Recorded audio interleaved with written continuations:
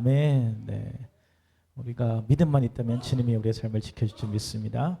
오늘 말씀은요, 너는 내 것이라 라는 제목으로 여러분들과 말씀 나누길 원합니다.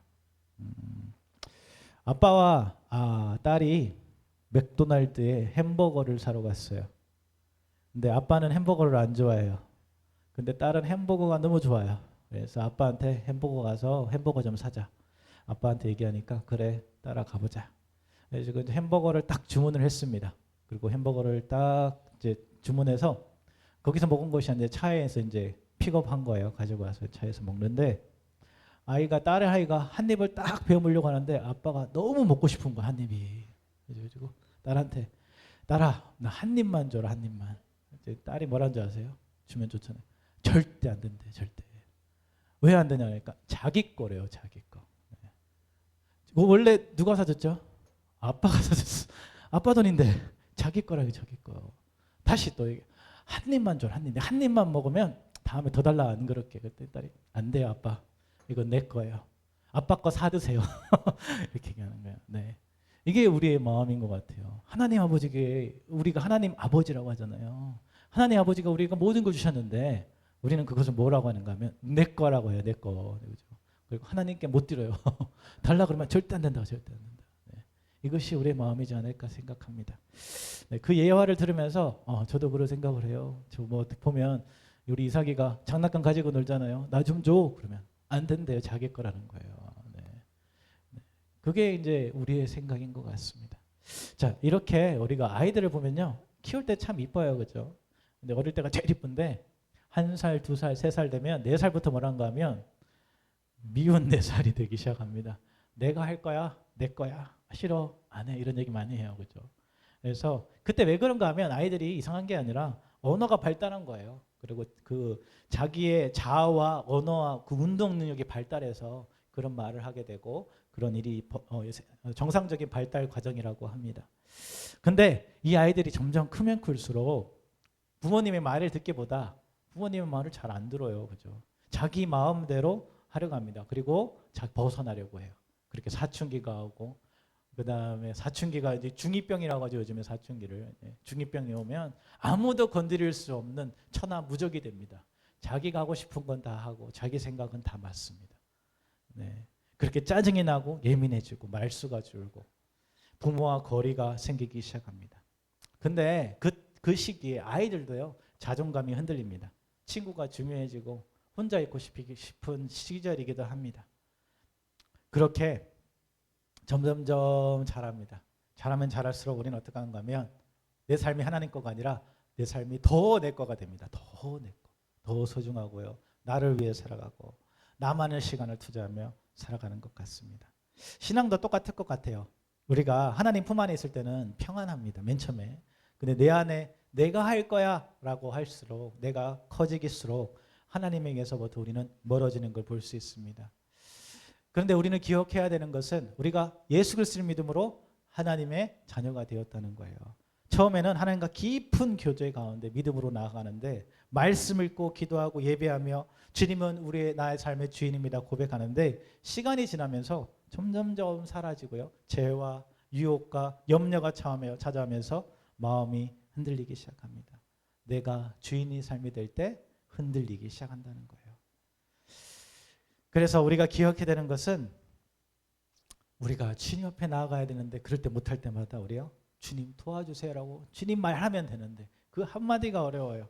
그래서 주님 앞에 나가지 못할 때가 참으로 많습니다. 그러나 오늘 이 시간요. 말씀을 통해서요. 우리를 찾고 계시는 하나님을 진정으로 만나는 시간 되길 간절히 원합니다. 오늘 말씀 제목은요. 너는 내 것이라고 했잖아요. 우리는 하나님의 것이 될 수 있는 그러한 시간 되길 원해요. 첫 번째 우리가 볼 수 있는 것은 죄악 가운데 어두워진 눈과 귀 그럼에도 불구하고 우리를 찾으신다. 우리 같이 한번 읽어볼까요? 죄악 가운데 어두워진 눈과 귀 그럼에도 불구하고 우리를 찾으신다. 오늘 말씀 보면요. 남유다가 나옵니다. 남유다는 이스라엘 백성들이 사는 지역 중에 하나예요. 네. 그래서 곧 예루살렘을 중심으로 하는 하나님의 백성을 향하고 있는 메시지입니다. 그래서 바벨론으로 흩어지기 전이지만 나라 안팎으로는 이미 불안이 커져 있어요. 강대국들이 주위에서 계속적으로 번갈아 가면서 공격하고 남유다를 압박하고 사람들은 그렇게 매일매일 전쟁과 두려움 속에 살아가게 됩니다. 그런데 그 상황 속에서 이스라엘 백성들이 붙들려 했던 것이 무엇일까요? 하나님이 아니라 주위 사람들과 외교 관계를 맺기를 원했고 동맹을 맺어서 자기들을 좀 도와주기를 원했어요. 그리고 우상을 섬기기 시작했어요. 다른 나라의 우상. 어려운 현실을 버텨내기 위해서 세상의 힘을 의지하기 시작했던 거죠. 하나님의 선택된 백성들이었지만 조상들의 하나님을 믿었던 그 믿음들이 점점점 사라지기 시작합니다. 그리고 출애굽의 기적, 홍해를 건넜던 은혜, 요단강을 건너고 여리고를 무너뜨리는 역사, 가나안 땅의 하나님의 축복, 이 모든 은혜가 세대가 지나면서 어떻게 되는가 하면 점점점 당연해집니다. 그리고 물질이 생기고 삶이 안정되기 시작하자 사람들은 어느새 하나님이 아니라 자기 힘과 능력으로 살아갈 수 있다고 착각합니다. 사랑하는 성도 여러분, 우리도 다르지 않습니다. 우리가 하나님을 섬겨오면서 하나님이 주신 축복이 참 많았을 거예요. 우리 말씀으로 또 회복되기도 하고 기도로 다시 살아나기도 하고요. 그죠? 어려움 속에도 부르짖을 때 응답받았던 순간들이 분명히 있을 것입니다. 저희 삶들 돌아봤을 때도 모든 것이 하나님의 은혜라고 할 수 있을 것 같아요. 예전에 제가 저번에 제 친구 아버지를 만났어요. 아버지를 만났더니 그 아버지의 어머니가 계실 거 아니에요. 그 아버지 어머니가 본인 나이보다 5살이 많대요. 그래가지고 어떻게 5살이 많은지 그렇게 생각했는데 얘기를 해주시는 거예요. 옛날에는 아이가 태어나면 아이가 잘 자라야 되는데 금방금방 죽었다는 거예요. 1살도 못 돼서 몇 개월 지나면 또 죽고 몇 개월 지나면 죽고. 그래서 이제 아이가 처음에 태어났는데 딸이 태어났는데 이제 아이 이름을 지었어요. 만약에 뭐 순이라고 졌어요. 순이라고 졌는데 그 아이가 죽었어. 그러니까 둘째 아이를 또 가졌어요. 둘째 아이가 또 태어났는데 또 죽었어. 셋째 아이가 또 죽었어요. 태어났는데 넷째 아이가 태어났는데 살은 거예요.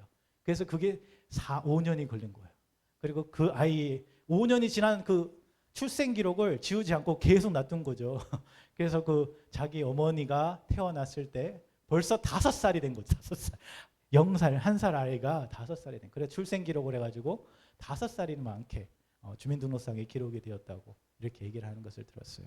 이렇게 살아있는 것이 은혜인 거예요. 그래서 쉽지 않아요. 우리가 지금은 이런 거 발달해서 아이들 살 수 있지만 우리 권사님 진짜 옛날 때는 죽은 사람들이 참 많았다고 해요. 예, 저도 그 얘기를 듣고 처음 알았어요. 그 얘기 생각도 못했습니다. 이렇게 우리가 살아가는 것이 은혜다라는 거예요. 제가 만약에 하나님 알지 못했다면 세상성에서 방황하며 여전히 살고 있을지도 모릅니다. 그런데 하나님이 우리를 사랑하셔서 구원해 주시고 자녀 삼아 주시고 저의 병도 치유해 주시고 공부도 하게 해주시고 여기까지 인도해 주신 것이 바로 하나님의 은혜이지 않을까 저는 생각합니다. 이것이 모든 것이 은혜인 줄 믿습니다. 근데요, 아까 전에 말했지만 시간이 지나면 지날수록 그 은혜를 잊어버린다 했잖아요. 익숙해진단 말이죠. 그렇게 편해지면요, 매일 똑같은 일상처럼 느껴져요. 학교, 직장, 교회로 가다 보면 그게 일상이 돼버려요. 그렇게 점점점 감각이 무뎌지고요. 그 다음에 우리 예전에 예수님 믿을 때 참 설렜어요. 교회 오는 게 너무나 좋았어요. 예배를 기다려주고 찬양하는데 우리 은혜를 받고요. 근데 시간이 지나면요, 그 설레임이 예전 같지 않아져요. 그래서 남자와 여자가 사랑에 빠지면 얼마나 열정적이에요. 근데 어떻게 되죠? 시간이 지나면 권태기가 온다고 그래요. 서로 사랑이 식어지기 시작해요. 우리 신앙에도 권태기가 있는 것 같아요. 때로는 하나님 관계가 뜨겁고 감사했던 때가 있었는데 점점 좀 식어지고 감사가 좀 당연해지고 감격이 습관처럼 바뀌는 순간이 옵니다. 그래서 세상은 조금씩 하나님 중심이 아니라 이제 나 중심이 되는 거죠. 내가 나의 생각, 나의 계획, 나의 욕심, 이게 자리를 차지하게 됩니다. 그래서 결국 삶의 주인은 하나님이 아니라죠, 내가 되기 시작한다는 거예요. 그게 오늘 말씀이에요. 이스라엘 백성들이 하나님이 아니라 자기가, 내가, 우리가 이렇게 얘기한다는 거죠. 그리고 우리 또 이렇게 하나님께 고백하잖아요. 하나님, 이번 이 시험만 통과해주면 제가 열심히 더 하나님을 잘 섬기겠습니다. 기도 많이 해요. 저도 옛날에 그런 적 많습니다. 이것만 통과해 주시면 하나님 더 잘할게요. 자, 하나님 이거 좋은 곳에 취직만 되면 하나님 또 헌신하겠습니다. 요즘엔 투자를 많이 하니까 하나님 제가 이거 투자했으니까 하나님 이거 뻥튀기가 되면 제가 하나님 또 많이 섬길게요. 자, 겉으로는 이게 신앙 고백처럼 들려요. 근데 사실은 하나님 앞에 이걸 뭐 하는가 하면 조건을 두고 거래하는 거예요. 거래. 하나님과 거래. 그게 많아요. 직원이 마치 사장님한테 찾아가가지고 사장님 저 월급 안 올려주면 그만두겠습니다. 똑같은 거예요. 네. 만약 하나님이요 내 소원대로 해주지 않으면요 시험이 원하는 대로 되지 않고 취업이 잘 되지 않고 사업이 되지 않으면 결국 우리의 믿음이 떨어지는 그런 경우도 생겨요. 하나님을 떠나겠다 하는 사람들도 생기고요. 그래서 우리가 착각하는 게 뭔가 하면 하나님은 무조건 내가 얘기하면 들어줘야 하는 분으로 착각한단 말이죠. 하나님은 그걸 원하시는 게 아니에요. 하나님의 뜻에 따라 순종하고 우리가 간구하는 것이 하나님의 뜻에 합당했을 때 그 응답되어질 줄 믿습니다. 하나님 우리의 삶의 주권자이세요. 네. 오늘 남유다는 그 은혜를 잊어버렸어요. 아브라함의 하나님, 이삭의 하나님, 야곱의 하나님 그 여호와가 더 이상 아니었어요. 경외함도 사라져버립니다. 눈과 귀가 어두워지기 시작합니다. 내가 할 수 있다 생각합니다. 내가 할 수 있으니까 내가 해결할 수 있어. 하나님 도움 필요 없어. 자, 이 남유다는요 돈도 있고요, 명예도 있고요, 힘도 있고요, 권력도 있습니다. 그렇기에 하나님과 더 가까이 갈 수 없어지는 거예요. 더 멀어지기 시작합니다. 채워지면 채워질수록 넉넉해지면 넉넉해질수록 하나님께 감사하며 기뻐해야 되는데 현실은 그 반대가 된 거죠. 그래서 아까 전에 말했죠. 하나님 더 성결 깨어있는데 취직해버렸네요. 더 바빠졌네요. 바빠지니까 하나님께 드릴 시간이 없어요. 나올 시간이 없어요. 그리고 바빠지고 보니까 재정이 불어나기 시작합니다. 그죠? 수입이 점점점 늘어나기 시작합니다. 그러면 그 수입에 만족해야 되는데 어떻게 해요? 우리 인간은 욕망이 생겨요. 더 벌고 싶어져요. 네. 그렇게 하나님 잊어가고 세상을 쫓아가게 되죠. 자, 죄는 한 번은 가장 쉬워요. 근데 제가 반복되면요. 한 번은 죄 한 번 짓기는 되게 어려워요. 한 번 짓기는 되게 어려워요. 근데 반복하면요. 죄가 쉬워지는 거예요. 반복이라는 것은 뭔가 하면 습관이 된다는 거예요. 습관은 굳어지게 돼요. 양심의 감각이 둔해져서 이 정도는 괜찮겠지 할 때가 참 많다는 거예요. 우리 아까 전에 어린아이들하고도 얘기했잖아요. 아간의 죄를 얘기했잖아요. 그렇게 죄가 우리의 삶을 감싸고 있으면 하나님을 보지도 못하고 듣지도 못하는 영적인 무감각에 빠진다는 거예요. 유럽 여행 해보신 분 있으십니까? 저 아직 유럽 못 가봤습니다. 유럽 여행하면요. 소매치기 하는 사람들이 그렇게 많대요. 소매치기 범들이 엄청 많대요. 그래가지고 조심한다고 조심하고 막 메워싸도 소매치기 범들이 그 메워싼 거를 휘집고 들어와가지고 우리 기증품을 훔쳐가는 거예요. 조직적으로. 그거 한 사람이 하는 거 아니에요. 두세 명씩 막 뭉쳐가지고 다니면서 우리의 시선을 끕니다.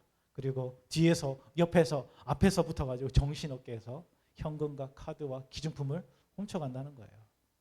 더 무서운 거는 그들에게는 그러한 죄에 대한 죄책감이 없어요.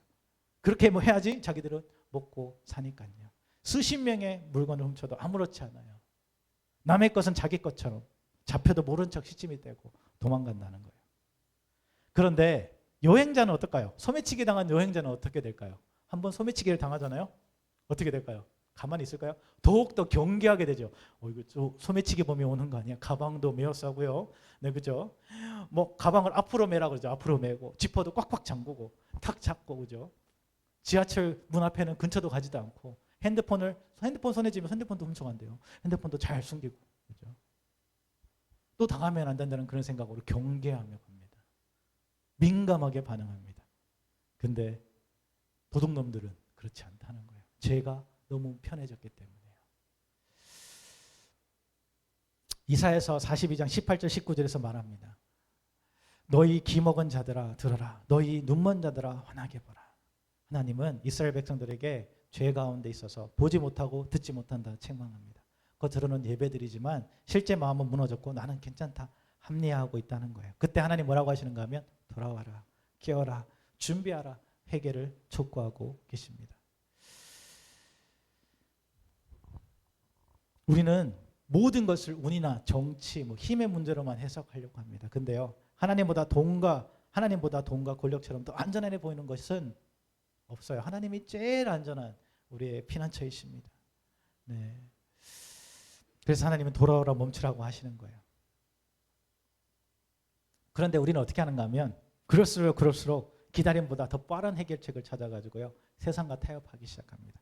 편법을 쓰고 세상의 힘을 빌려가지고 더 쉽게 더 빨리 가려고 합니다. 여러분의 눈과 귀는 지금 어디를 향하고 있습니까? 오늘 세계비전교회 성도님들의 눈과 귀가요, 오직 하나님께 향해 있기 원합니다. 주님만 바라보고요, 주님의 음성에 귀 기울일 때 주님의 뜻과 주님의 계획을 분별하게 될 줄 믿습니다. 청년들하고 성경 공부하는데 하나님의 뜻을 어떻게 들을까요? 그런 얘기를 많이 해봤어요. 하나님의 음성을 어떻게 들을까? 하나님의 뜻을 어떻게 할까요? 근데 청년들의 삶은 어떻게 해요? 하루도 말씀 보지 않고 하루도 기도하지 않는데 어떻게 말씀과 하나님의 뜻과 길을 알 수 있을까요? 그렇죠? 그것이 답이에요. 우리가 말씀을 통해서, 기도를 통해 하나님의 말씀을 알게 될 줄 믿습니다. 자, 43장, 이사야서 44장 1절 오늘 본문 말씀 보면요, 이스라엘 백성들이 그렇게 죄를 지었는데도 불구하고 뭐라고 시작하는가 하면 그러나 그럼에도 불구하고 라는 말씀으로 시작합니다. 우리 개역개정에는 그렇게 안 나와 있어요. 근데 원문과 성경 원문과 그 다음에 영어 버전과 새 번역에 보면 그러나라고 시작합니다. 그럼에도 불구하고, 너희가 죄지었음에도 불구하고 라고 시작합니다. 얘기는 뭔가 하면 하나님은 절대 포기하지 않고 계신다는 거예요. 태초부터 지금까지요. 그래서 로마서 5장 8절 보니까 우리가 아직 죄인 되었을 때 그리스도께서 우리를 위하여 죽으심으로 하나님께서 우리에 대한 자기의 사랑을 확증하셨느니라 라고 하고 있어요. 우리는 사랑을 받을 자격도 없고 공로도 없어요. 그런데 하나님이 먼저 우리를 찾아오셨고요, 독생자 예수 그리스도의 십자가로 보혈로 그 사랑을 증명해 주셨습니다. 하나님 절대 포기하지 않으신다는 거예요. 그래서 하나님은 우리에게 말씀하십니다. 온전한 회개로 나오라. 회개는요, 하나님의 사랑을 얻기 위한 조건이 아니에요. 회개했으니까 얻는 게 아니라 이미 십자가로 우리에게 주신 그 사랑의 응답이 바로 회개라는 거예요. 하나님이 우리를 사랑해 주셨기 때문에 회개로 응답해 나가는 거예요. 사랑하는 성도 여러분, 오늘 우리 모든 죄에서 깨어나길 원합니다. 모든 죄에서 돌이키길 원합니다. 부흥의 시작은, 많은 사람들이 부흥을 원합니다. 저도 부흥을 원합니다. 우리 교회 부흥, 이 나라의 부흥, 전 세계의 부흥을 원합니다. 그러나 부흥의 시작은 회개로부터 시작된다는 것입니다. 이번에 에즈베리에서, 미국 에즈베리 대학교에서 큰 부흥이 일어났어요. 그 에즈베리는 한 번의 부흥이 여러 부흥의 시점이 일어났던 곳이에요. 근데 이번 작년에 부흥이 일어났어요. 학생들이 모여서 기도하는데요, 기도가 멈추지 않아요. 24시간 풀로 돌아가요. 근데 그 학생들이, 그 기도가 또 사람과 소문을 타고 사람들이 모여들기 시작해요, 그것에. 그리고 기도하기 시작합니다. 근데 그들의 기도의 단순한 제목은 뭔가 하면 회개와 거룩함이에요. 거룩해지는 거예요. 회개함으로 더욱더 거룩해지고 가까이 나아가는 거라는 것입니다. 우리의 삶에도 그런 삶이 되기 원해요. 나의 것을 포기하고 하나님께 바라보기를 원합니다. 우리 찬송가 보면요, 나주를 멀리 떠났다는 찬양이 있어요. 우리 찬양 한번 해볼까요? G코드입니다. 집사님 G코드 한번 쳐주세요. 나주를 멀리 떠났다. 이제 옵니다. 이제 옵니다. 나 죄 길에 시달려 주여 옵니다. 나 이제 왔으니 내 집을 찾아 주여 나를 받으사 맞아 주소서. 그 다음 절이네요. 그 귀한 세월 보내고, 그 귀한 세월 보내고 이제 옵니다. 나 뉘우치는 눈물로 주여 옵니다. 나 이제 왔으니 나 이제 왔으니 내 집을 찾아 주여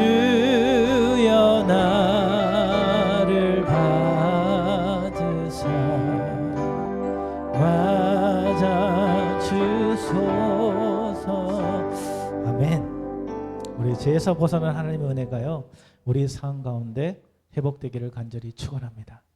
또한 하나님이 행하신 그 일들을 보면서 매일 감사가 흘러나기를 간절히 원합니다. 주님 앞에 나가길 원합니다. 아멘. 우리 두 번째는요, 두려워하지 말라 내가 너를 구속하였다라는 제목이에요. 우리 같이 읽어볼게요. 두려워하지 말라 내가 너를 구속하였다. 오늘 하나님은요 분명히 말씀하십니다.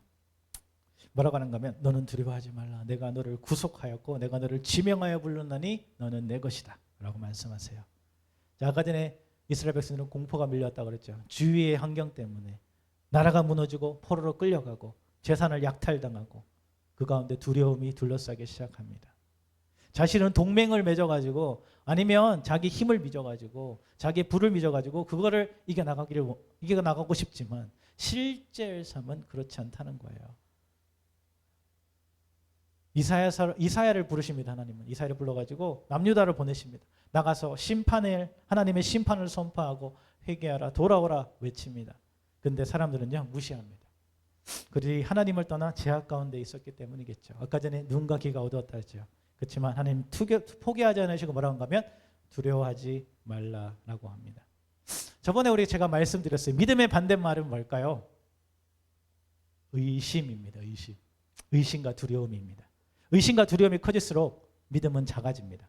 자, 믿음이 무너지면 어떻게 된가 하면 우리는 이 주변 상황에 이끌려서 살아가게 됩니다. 주변 상황이 어려우면 나도 주변 상황에 휩쓸리게 된다는 거예요. 바로 그 상태가 지금 남유다의 모습이었어요. 여러분 삶에 두려운 게 있습니까? 두려운 거 있습니까? 사람은 나이에 따라 두려움이 달라진다고 해요. 초등학교 때는 자기 별명 부르고 놀리는 게 너무나 싫어요. 그게 두려워요. 그리고 중고등학교 올라가면 성적이 떨어지니까 두려워요. 그리고 외모 체형에 막 관심이 생기면서 내 얼굴은 왜 이렇게 생겼을까? 나 좀 더 이뻤으면 좋겠다. 그러죠. 나는 왜 이렇게 살이 쪘을까? 그리고 20대 들어가면 취업, 연애, 결혼 때문에 그 다음에 30대가 들어가면 가정이 생기고 육아가 생기고 주거 문제가 생기고 돈의 압박이 생기고요. 40대가 되면 이제 더 일을 해야 될까 말아야 될까 이제 고민 가운데 있습니다. 그죠? 퇴직에 대한 불안은 있어요. 잘릴까 불안함이 오고요. 50대가 되면 은퇴를 준비하고 그죠? 건강을 가족의 문제 이런 것들. 60대가 되면 이제 마지막 죽음을 어떻게 죽어야 될까? 나는 의미 있게 살고 있는 게 맞는가? 이제 할 게 없어요. 그러니까 나는 매일매일 이렇게 시간만 허부동대고 살아가고 있지 않는가? 이렇게 우리는 근심과 걱정 속에 매일매일 살아가요. 나이가 들면 들수록 편해져야 되고 좀 더 나아져야 되는데 현실은요 두려움이 더 많이 찾아온다는 거예요. 자, 이 모든 근심과 걱정, 두려움의 출발점이 한 가지가 있어요. 그건 뭔가 하면 내가 해결하겠다, 내가 어떻게 해보겠다 생각하는 그 시작점에서 된다는 거예요. 내가 할 수 있다고 믿을수록 내가 힘으로 붙들수록 마음은 점점 무거워지고 염려는 더 커진 줄 믿습니다. 오늘 그래서 하나님은 말씀하십니다. 두려워하지 말아라. 빌립보서 4장 6절에서 말합니다. 여기 4장 6절 나와 있나요? 밑에 있습니다. 한번 읽어볼까요? 아무것도 염려하지 말고 다만 모든 일에 기도와 간구로 너희 구할 것을 감사함으로 하나님께 아뢰라. 염려는 머릿속을 부풀립니다. 그리고 생각에 꼬리를 물게 되고 그것이 불안으로 이끌립니다. 마음은 점점 무거워지잖아요. 근데 하나님 뭐라고 해요? 염려를 주님께 맡기라고 하는 거예요. 염려를 주님께 맡기고 기도로 옮기는 순간 모든 게 바뀌어요. 우리 give up, 포기하다라는 단어가요. 용어로 give up입니다. give up. 자, give라는 단어는 뭔가 하면 주다는 걸 주다. up은 위로라는 뜻이에요. 위로. 다시 하면 give up은 포기하는 건데 어떻게 포기하는 거예요? 줘서 올려버리는 거예요. 누구에게? 하나님께. 여러분 모든 것을 근심과 걱정을 지지 마십시오. 내 거라고 하지 마십시오. 하나님께 줘서 올려버리십시오. 하나님께 줘버리면 되는 거예요. 저번에 굴려버린다 했잖아요. 그게 기브업이에요. 포기한다는 뜻이에요. 네, 모든 염려를 주님께 맡기라고 분명히 말하고 있어요.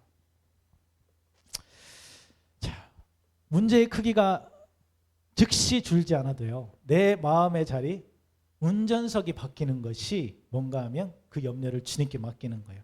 염려가 나를 끌고 가는 것이 아니라 하나님께서 나를 붙들고 이끌어 가시도록 내어드리는 거예요. 자, 우리가 직접 운전할 때를 한번 생각해 보면 좋을 것 같아요. 운전하면 여러분 뭐 보고 가시나요? 내비게이션을 열심히 보고 갑니다. 이제 지도를 찾아서 앞을 보고 옆을 보고 다 좌우를 잘 살펴야 되겠죠. 차가 오는지 안 오는지, 그죠? 앞을 보면서 위험도 피해 가야 되고요. 순간순간 판단도 내가 내려야 됩니다. 저도 오늘 운전하고 가는데 눈치 오는 차가 옆을 지나가요. 그러니까 그걸 지나가야 되니까 나는 차가 휘청휘청 하는 거예요. 네, 휘청휘청. 내가 어떻게 막 잘 운전해야지 지나갈 수 있잖아요. 네. 그런데 요즘 자율주행 자동차가 나왔다고 해요. 자율주행 자동차. 얼마나 좋아졌는지 몰라요. 차에 달린 센서가 엄청나게 많아가지고 가만히 앉아서도 그 차가 잘 운전해 준다는 거예요. 사각지대까지 안 보이는 곳까지 잘 살펴가면서 네, 안전한 곳까지 내려다 준다는 거예요. 보지 못하는 위험을 먼저 알아내고 미리 속도도 줄이고 방향도 바꾸고 안전거리도 확보해주고. 그래서 우리는 운전대를 꼭 쥐지 않아도 목적지까지 안전하게 가게는 그게 자율주행 자동차예요. 신앙도 이와 같아요. 내 인생의 운전대를 내가 꽉 쥐고 있을 때는요, 내가 판단하고 불안해요. 작은 위험에도 쉽게 막 흔들립니다. 그런데 주님께 온전히 맡길 때, 주님께 우리의 운전대를 맡길 때, 우리의 삶을 온전히 맡길 때, 주님은요, 우리가 보지 못하는 길도 보고 계시고요, 우리가 보지 못하는 내일도 보고 계십니다. 하나님께서 우리의 사각시대까지 살피고 인도해 주실 줄 믿습니다. 그래서 맡기면요, 아무것도 하지 않는 무책임이 아니에요. 맡긴다고 해서 무책임이 아니라는 거예요. 운전대를 내려놓고요, 주님의 인도하심을 신뢰하며 따라가는 믿음의 선택인 줄 믿습니다. 그래서 이사야서 43장에 하나님 말합니다. 두려움을 억누르고 참아내려고 하지 말라. 괜찮아질 때까지 버텨라가 아니에요. 하나님은 단호하게 말해요. 두려워하지 말라. 그 이유는 분명합니다. 내가 너를 구속하였고 너를 구원하였다. 두려움을 이기기 위해서 우리에게 인내가 필요한 게 아니에요. 이미 우리를 구원하신 하나님을 온전히 믿는 믿음이 필요한 것입니다. 제자들이 배를 타고 막 가고 있어요. 바람이 거센 파도가 몰려옵니다. 그때 예수님이 저기 멀리서 물 위로 걸어오고 계십니다. 근데 제자들은 한 번도 물 위를 걷는 사람을 본 적이 없잖아요. 꼼꼼한데 풍랑이 치는데.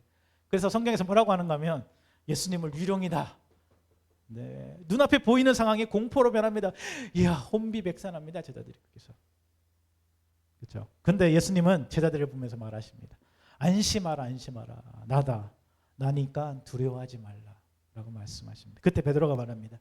주님이 명하시면 나를 명해서 물 위로 걸어오라고 말씀해 주십시오. 그러면 내가 물 위로 걷겠나이다.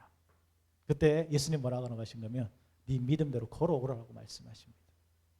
베드로 어떻게 할까요? 예수님 말씀하셨으니까 믿음을 가지고 한 발짝 배에서 나와서 걷기 시작합니다. 걸으니까 예수님 보고 쳐다보고 가는데 걸어가게 돼요. 물 위를. 저도 한 번도 물 위를 걷는 사람 본 적이 없습니다. 물 위를 걸어가기 시작합니다. 근데 베드로가 예수님의 시선을 떼고 어디를 바라보는가 하면 주위를 둘러보게 됩니다. 아까 전에 풍랑이 막 일었잖아요. 파도가 피로쳤잖아요. 그렇죠? 바람이 불기 그것이 보기 시작합니다. 그러자 두려움이 밀려오죠. 베드로의 마음은 중심이 바뀌기 시작합니다. 아까 전에요, 주님이 나를 붙드신다, 주님이 나를 오라고 하시는 갈 수 있다라는 마음으로 걸었지만 그 옆에 풍랑과 바람을 보는 순간 어떤 생각이 드는가 하면 내가 버틸 수 있을까? 좀 있으면 빠지는 거 아닌가? 라는 의심이 들어옵니다. 그때 물에 빠지고 말죠. 자, 이 장면은요, 두려움은 바람이 불어서 생기는 게 아니에요. 바람이 많이 불어서 우리가 두려워하는 게 아니라는 거예요. 우리의 시선이 하나님이 아니라 바람으로 바뀔 때 두려워지는 거예요. 믿음은 폭풍이 없어서 유지되는 게 아닙니다. 폭풍 가운데서도 예수님을 붙드는 것이 믿음입니다. 그래서 우리가 어려울 때도 하나님을 붙드는 것이 믿음이라는 거예요. 결국 전능하신 예수 그리스도를 온전히 믿는 것, 그리고 그 시선을 다시 주님께 고정하는 것, 그것이 하나님을 바라보는 믿음인 줄 믿습니다. 이사야서 43장 2절에서 하나님은 두려움에 떨고 있는 이스라엘 백성들에게 말하십니다. 네가 물 가운데 지날 때 내가 너와 함께 할 것이다. 네가 불 가운데 지날 때에도 타지 아니할 것이다. 불꽃이 너를 사르지 못하리라. 자, 이 말의 핵심은요, 위기 가운데서도 하나님은 뭐라고 하면 불과 물을 없애주는 게 아니라 함께 해주신다는 거예요. 자, 이 말씀 보시면 생각나는 구절이 있으신가요? 성경 이야기? 다니엘과 세 친구들 이야기 생각나지 않나요? 네. 바벨론에서 많은 사람들이 왕의 명령 앞에 무릎 꿇고 우상에 절할 때 다니엘과 세 친구들은 믿음을 저버리지 않고 우상에 절하지 않습니다. 금신상의 앞에 절대 절하지 않습니다. 거기에 대해서 다니엘은 금지령이 떨어졌는데 창문을 활짝 열고 기도합니다. 많은 사람들이 볼 수 있게. 그들 속에 근심과 걱정이 없었겠습니까? 그들 속에 두려움이 없었겠습니까? 그러나 그들은 두려움이 시키는 대로 행동하지 않고 하나님의 말씀을 따라 믿음을 선택했습니다. 그때 바로 그 신하들이 와가지고 고발하죠. 이 세 친구들이 우상에 절하지 않고 왕의 명령을 지키지 않습니다. 그때 어떻게 되는가요? 뜨거운 불 용광로에 던져지고요. 세 친구들은, 다니엘은 사자굴에 던져지게 됩니다. 자, 인간의 눈으로 보면 죽을 수밖에 없는 자리예요. 살아날 길이 없는 상황입니다. 그런데도 하나님은 사자굴에서 다니엘을 지키셨고요. 불 가운데서도 세 친구와 함께 동행하시는 것을 보여주셨어요. 털끝 하나 다치지 않았다는 것을 성경에서 말하고 있어요. 이것이 바로 두려움이 사라진 삶의 비밀입니다. 두려움이 없어서 믿는 것이 아니라 구원의 하나님을 믿기에 두려움이 우리를 지배하지 못하는 것인 줄 믿습니다. 물과 불이 사라진 것이 아니라요. 불과 물 가운데서도 하나님이 함께 하신 것입니다. 그래서 우리 찬양 있잖아요. 날마다 숨쉬는 순간마다 내 앞에 어려운 일을 보나 그러나 하나님은 우리와 함께 동행하신 줄 믿습니다. 이 구원의 하나님이요, 여러분과 함께 동행하기 원합니다. 두려워하지 마십시오. 온전히 하나님을 믿고 염려를 주님께 맡길 때, 기도와 간구로 주님 앞에 나아갈 때, 그리하면 모든 지각에 뛰어나신 하나님의 평강이 그리스도의 예수 안에서 우리의 마음과 생각을 지키실 줄 믿습니다. 우리 마지막 세 번째는요, 내가 너를 지명하여 불렀노니 너는 내 것이라. 같이 읽겠습니다. 내가 너를 지명하여 불렀노니 너는 내 것이라. 아멘. 이 말씀은 아주 분명하게 얘기해 주세요. 내가 하나님을 선택한 것이 아니라 하나님이 먼저 나를 선택하셨다. 내가 선택해서 교회에 나와서 내가 결심해서 예수를 믿었다라고 말하기 쉬워요, 우리는. 그래서 여러분들 교회 어떻게 나오셨습니까? 물어보면 어떻게 나오셨나요? 여러분들 교회. 하나님 어떻게 믿게 됐나요? 보통 이렇게 얘기하면 저기 집사님이 전도해가지고 저기 지나가는데 어떤 분이 전도해가지고 왔어요. 아니면 아내가 교회 다니니까 따라 나왔어요. 학생들은 친구 따라 왔어요. 친구 따라.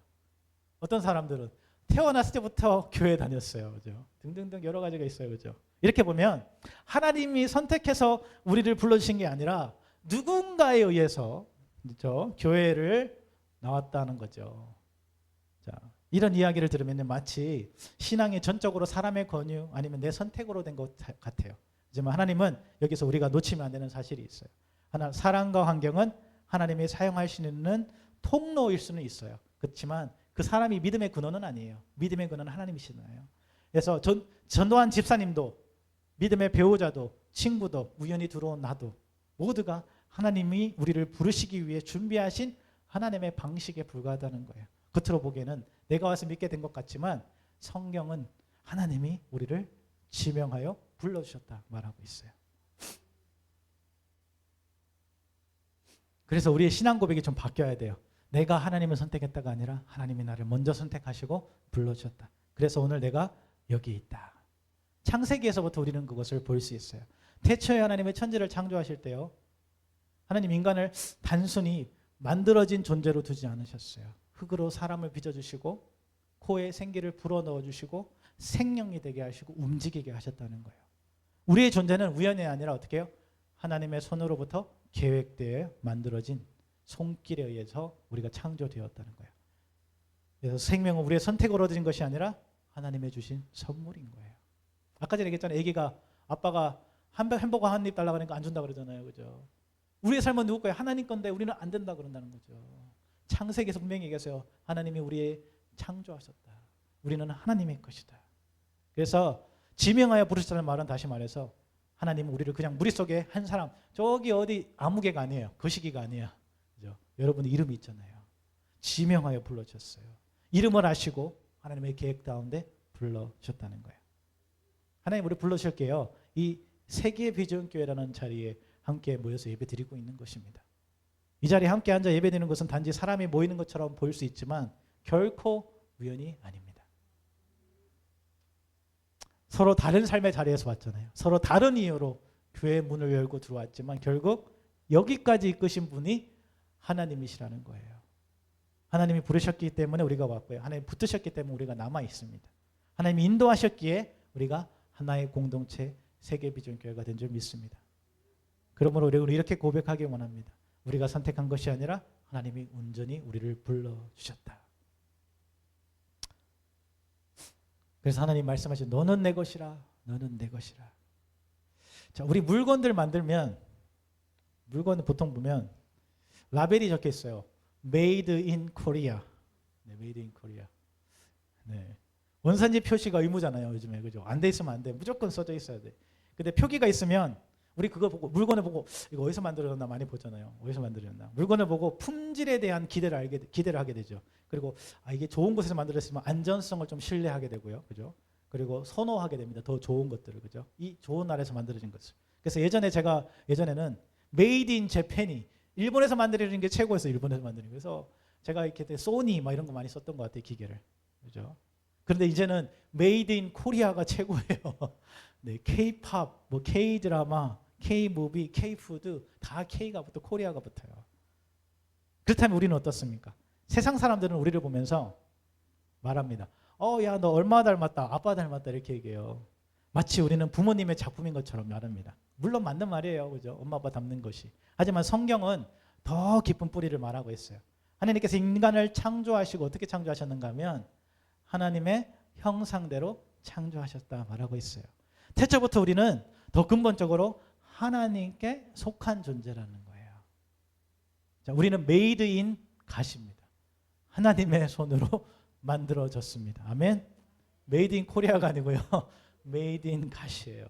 그래서 하나님께서 말씀하시는 거예요. 너는 내 것이다. 내 거야. 너는 버려진 존재가 아니다. 우연이 아니고 너는 내 손에 쥐어진 존재다. 세상이 내 가치를 흔들어도요. 상황이 내 정체성을 흔들어도 하나님의 라벨은 절대로 변하지 않는다는 거예요. 너는 내 것이라는 거예요. 우리 옆 사람에게 고백합시다. 우리 자기 자신에게 고백해 봅시다. 나는 하나님의 것입니다. 다시요. 나는 하나님의 것입니다. 우리 옆 사람 보면서 고백합시다. 당신은 하나님의 자녀입니다. 네. 아멘. 말씀을 정리합니다. 네. 우리가 삶을 살다 보면요. 많은 문제 속에 때로는 죄악 가운데 머물 때도 참 많아요. 그런데 하나님 우리를 절대 포기하지 않으시고요. 계속 우리를 부르고 계세요. 내게로 돌아오라. 여러분 오늘 핸드폰 가지고 오셨나요? 핸드폰 가지고 있을 것 같아요. 여러분 핸드폰은 어디 회사 겁니까? 삼성입니까? 애플입니까? 삼성도 있고 애플도 있어요. 그죠? 네. 근데 그 핸드폰 고장나면 어디 가져갑니까? 어디로? 에이스센터, 삼성 서비스 센터, 애플 서비스 센터로 가져가야 돼요. 그죠? 왜요? 그 핸드폰 만든 곳이잖아요. 그 핸드폰 제일 잘하는 사람이 누굴까요? 그 핸드폰을 만든 곳이에요. 그 만든 곳이 제일 잘 알아요. 자, 맞습니다. 우리 영혼이 고장날 때 어디로 가야 될까요? 마음이 무너지고 삶이 꼬이고 길을 잃고 죄에서 묻어져서 다시 일어날 힘이 없을 때 어디로 가야 될까요? 네, 우리 하나님 아버지로 나가야 돼요. 하나님 우리 모든 것을 창조하셨잖아요. 우리가 하나님의 창조물이잖아요. 우리는 메이드 인 갓, 하나님의 자녀들입니다. 아멘. 주님께 나아가길 원합니다. 그러므로 오늘 우리의 모든 문제와 걱정, 염려를 주님께 앞에 내려놓기를 원합니다. 우리를 지명하여 부르신 하나님, 너는 내 것이라 말씀하시는 하나님을 신뢰하길 원합니다. 그리하여서 두려움이 아니라요, 믿음으로, 염려가 아니라 기도로 주님 앞에 나아가 주님이 주시는 평강 안에서 승리하는 그러한 삶들이 되길 간절히 축원합니다. 우리 같이 찬양하면서 주님 앞에 나아가도록 하겠습니다.